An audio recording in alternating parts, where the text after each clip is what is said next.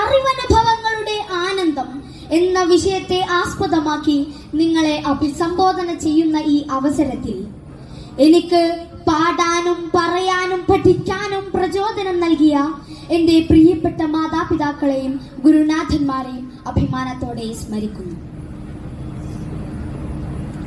അറിവിനെ നാം ഇന്റർപ്രിറ്റേഷൻ എന്നും ഇൻഫർമേഷൻ എന്നും ക്രിറ്റിക് എന്നുമെല്ലാം വേർതിരിച്ചു മനസ്സിലാക്കുന്നു. എന്നാൽ അറിവാകുന്ന വിവരവും വിശദീകരണവും വ്യാഖ്യാനവും വിമർശനവുമെല്ലാം അടങ്ങിയ ശേഖരണത്താളുകളിൽ നിന്നും നമുക്ക് ലഭിക്കുന്ന അറിവ് കൊണ്ട് മാത്രം ഒരാളും മതിവോളം അറിവനുഭവസ്ഥനാവുന്നില്ല. ഒരു വിദ്യാർത്ഥി അറിവിന്റെ പ്രതലത്തിലേക്ക് പ്രഥമമായി ചുവടുവെക്കുമ്പോൾ അവന് സ്നേഹമസൃണവും ലാവണ്യാത്മകവുമായ അറിവും വിദ്യാഭ്യാസവുമാണ് ലഭിക്കേണ്ടത്. അത് aesthetic knowledge is typically considered a species of ordinary empirical knowledge, differing from other sorts of knowledge only in its topic.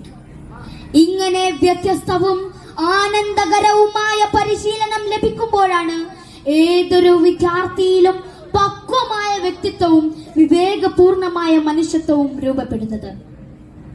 മേൽപ്പറഞ്ഞ പരിശീലനം ലഭിച്ച ഒരു വിദ്യാർത്ഥിയിലെ ജീവിതാനുഭവം ഞാൻ ഇവിടെ പങ്കുവെക്കാം. സുബഹ് ബാങ്ക് വിളി കേട്ടുണരുന്ന വിദ്യാർത്ഥി തന്റെ പ്രിയപ്പെട്ട പിതാവിന്റെ കൂടെ പ്രഭാത പ്രാർത്ഥനക്കായി പള്ളിയിലേക്ക് പോകുമായിരുന്നു.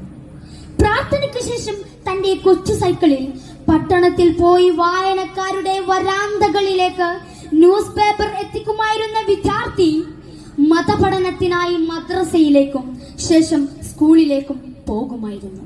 മാത്രമല്ല, വൈകിട്ട് വീട്ടിലെത്തിയാൽ ഉടനെ ന്യൂസ് പേപ്പറിന്റെ ക്യാഷ് കളക്ട് ചെയ്യാൻ പോകുന്നതും പതിവായിരുന്നു. ഒരു ദിവസം വൈകിട്ട് തന്റെ പ്രിയപ്പെട്ട മാതാവിന്റെ മടിത്തട്ടിൽ ക്ഷീണത്താൽ ഉറങ്ങിയ വിദ്യാർത്ഥിയുടെ കവിളിൽ കരൾ സ്പർശമേറ്റ കനമുള്ള കണ്ണുനീർ അടർന്നു വീണപ്പോൾ ഞെട്ടിയുണർന്ന വിദ്യാർത്ഥി ചോദിച്ചു, ഉമ്മ കരയുകയാണോ?